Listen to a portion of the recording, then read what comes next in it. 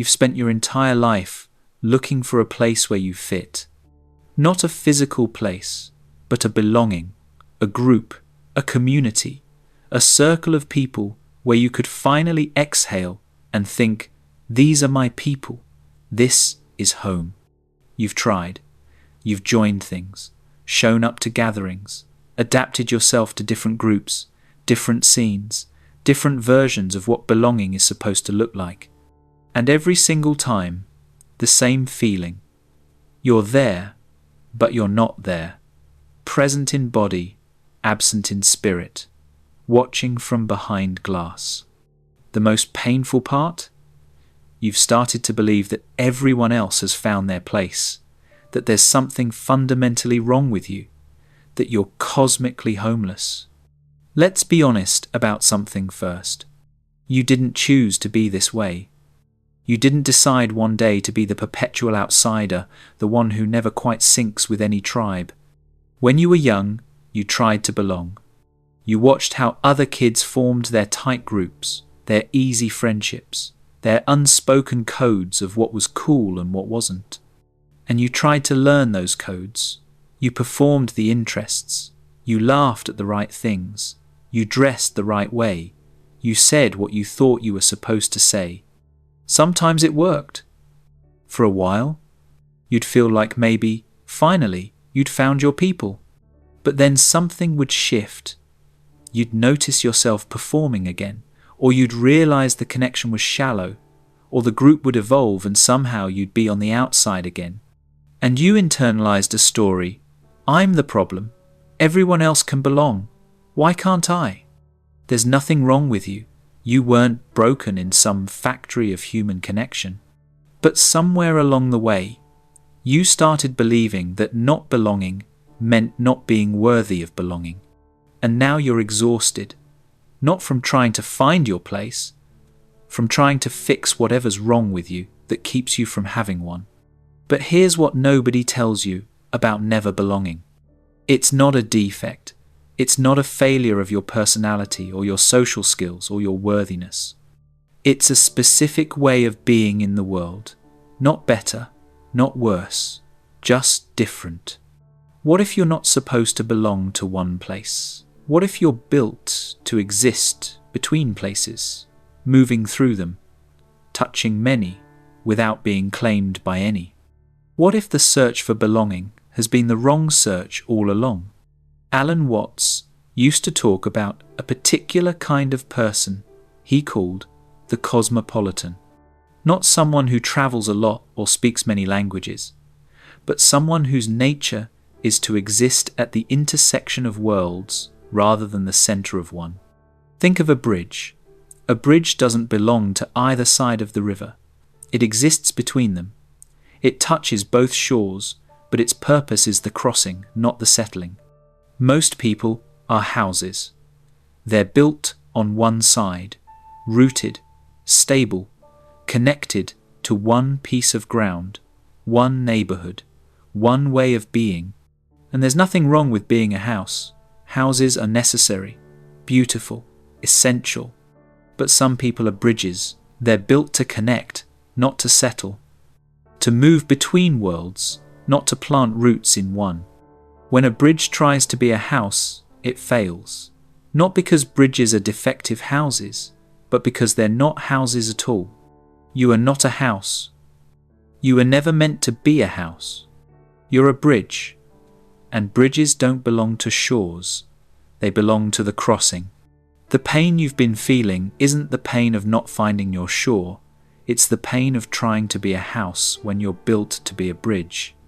The first thing you need to understand is why belonging feels so effortless for others and so exhausting for you. You watch people form groups, find their tribe, settle into identities. I'm a runner. I'm into this music scene. These are my people. And they seem happy, rooted, like they've found a frequency they can just stay on forever. You try to do the same. You join the group. You adopt the identity. You participate. And for a while, it's good. You feel the relief of having a place, a label, a belonging. But then, and this always happens, you start to feel the edges, the limitations, the unspoken rules about what you can think, say, be within this group. You notice yourself editing again, performing again, hiding the parts that don't fit the group's frequency. And you realize, this isn't belonging, this is just another costume. Here's why this happens.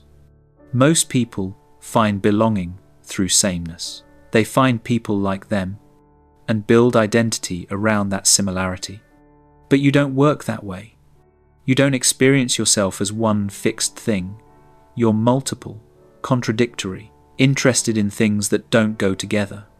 You're intellectual and spiritual, serious and playful. You resonate with the artists and the scientists, the introverts and the extroverts, and groups require you to pick one, to flatten yourself into a single, consistent identity. That's why belonging exhausts you. You're not failing at it, you're just refusing to reduce yourself to fit it. The second thing that happens when you exist between worlds is a particular kind of loneliness. You have friends, connections, people you genuinely care about across different spheres of your life. But no one group has all of you. You're a different version of yourself in different contexts. Not fake versions, real versions, just partial. With your intellectual friends, you talk ideas, philosophy, meaning, but they don't get your love of absurdity, your need for play. With your playful friends, you laugh, you're loose, you're light, but they glaze over when you want to talk about depth. With your spiritual community, you explore consciousness, presence, growth, but they're uncomfortable with your questions, your skepticism, your need to integrate intellect with intuition. None of them are wrong. None of the friendships are false. But you're never fully known, never fully seen, because no single group can hold all your frequencies. And the loneliness isn't from being alone. It's from being fractured across multiple belongings, never whole in any of them. I knew someone who described it like this: I have 100 people who know 10% of me, but I don't have one person who knows 100%. And that's the ache, not isolation, fragmentation. You keep thinking, maybe if I just found the right group, the right place, I could finally bring all of myself. But what if that place doesn't exist? Not because you haven't found it, but because you're not meant to exist in one place. The third thing that happens, and it's painful, is that some groups will give you an ultimatum. Commit fully or leave. Not always explicitly, but you'll feel it. Why don't you come to things more often? You always seem like you have one foot out the door. Are you really committed to this, or are you just passing through? And the honest answer is, you're passing through. Not because you don't care, but because passing through is your nature. You're the bridge, remember? Bridges don't move in, they connect. But groups want residents, not visitors. They want full commitment, not partial presence. And you'll feel guilty. Maybe I should just pick one. Maybe I should force myself to settle. Maybe that's what grown-ups do. Here's the practice. Stop apologizing for your nature. When someone asks for more commitment than you can authentically give, it's okay to say, I care about this, but I can't be here as much as you need, and that's not about you. It's about how I'm built. You don't owe anyone your full residence. You don't owe anyone roots. Some people will understand, some won't. The ones who won't will let you go. And that's okay. Painful, but okay. Because trying to be a house when you're a bridge doesn't serve anyone, not them, not you. The fourth thing that happens when you stop fighting your nature is clarity. You start to see the pattern of how you actually operate. You're not scattered. You're not commitment phobic. You're not broken. You're cyclical. You move through spaces, engage deeply for a period, then move on. Not because you're done with the people, but because you've absorbed what you needed, contributed what you had, and it's time to move. And then, maybe months or years later, you circle back, different, changed by the other worlds you've touched. This isn't flakiness, it's migration. Think of migratory birds. They don't stay in one place all year. They move between ecosystems, each one essential, none of them permanent. They're not failing at belonging, they're succeeding at movement. Here's the second practice. Map your pattern instead of fighting it. Look back at your life. Notice how you move. Where do you go? How long do you stay? When do you leave? Where do you return? You'll probably see a rhythm, not random, a pattern. Maybe you dive deep into something for 6 months, then need space. Maybe you alternate between social intensity and solitary retreat. Maybe you cycle through different versions of yourself seasonally. There's nothing wrong with the rhythm. The suffering comes from judging the rhythm as wrong. When you stop judging it, you can start working with it instead of against it. You can tell people, I operate in cycles. I'll be very present for a time, then I'll need to pull back. It's not about you, it's how I sustain connection long term. The people who can handle that will stay. The people who can't will leave. And both outcomes are okay. The fifth thing that happens is the most unexpected. Not belonging anywhere becomes not needing to belong anywhere. And that shift from lack to freedom changes everything. You stop searching for the one place, the one group, the one identity that will finally make you feel home. Because you realize you're not homeless. You're just not a house dweller. Your home is in the movement, the crossing, the bridge between worlds. Watts talked about this when he spoke of the Taoist concept of Wu Wei, effortless action, action that flows from nature, not force. When a bridge tries to be a house, it's all effort, constant force, exhausting performance. But when a bridge accepts it's a bridge, Wu Wei, effortless, natural. You don't belong to one group.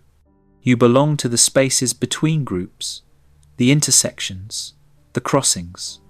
And there's a specific kind of freedom in that, a specific kind of power. You're not limited by one worldview. You can see from multiple perspectives. You can translate between worlds that don't understand each other. You can be intellectual with the artists and creative with the academics, spiritual with the scientists, and rational with the mystics. You're not fractured. You're multidimensional. Here's the third practice. Reframe your role. Instead of I don't belong anywhere, try I belong to the intersections. Instead of I can't commit to one group, try I connect multiple groups. Instead of I'm always an outsider, try I'm a bridge between worlds. Same reality, different story. And the story you tell yourself about your nature determines whether it's a curse or a gift. Here's what I wish someone had told me years ago.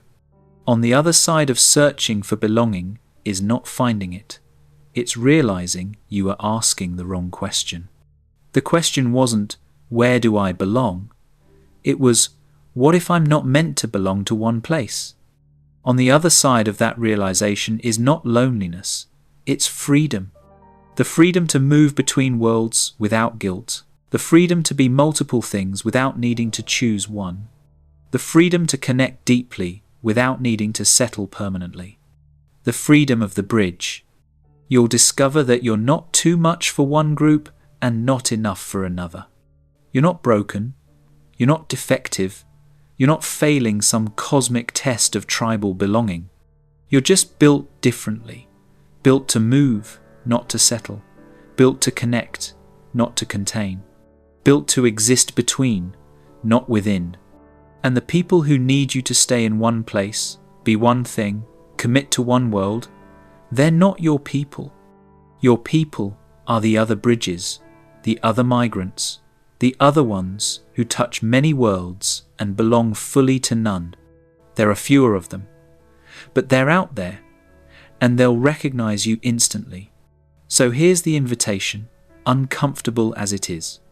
Stop trying to belong, not because you should isolate, not because connection doesn't matter, but because the kind of belonging you've been chasing, the rooted, tribal, singular kind, isn't built for people like you.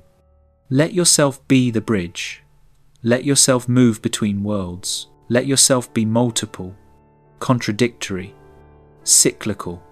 Let yourself engage deeply and then leave without guilt. Let yourself return when it's time. Let yourself follow the rhythm of your own migration. Let yourself be unrooted, not as a problem to fix, but as a nature to honor. What's said, no valid plans for the future can be made by those who have no capacity for living now. You've been living in the future, in the fantasy of when I finally find my place. But your place is not a destination. It's not a location you arrive at and stay. Your place is the journey, the crossing, the movement between worlds. A bridge doesn't long to be a house. It doesn't apologize for spanning two shores instead of settling on one. It does what it was built to do: connect, cross, hold the space between. That's not homelessness. That's purpose. What happens when you stop trying to belong anywhere? You lose the fantasy of the perfect tribe. You gain the reality of multiple connections. You lose the comfort of a single identity. You gain the freedom of being multidimensional. You lose the acceptance of people who need you to stay small, stay put, stay one thing. You gain the respect of people who can handle your movement, your multiplicity, your migration. You were never supposed to find one place and stay there forever. You were supposed to move, connect, bridge, cross. Not because you can't commit, but because your commitment is to the crossing itself. The bridge was never homeless. It was just doing what bridges do. Welcome to the space between. That's where you've always belonged.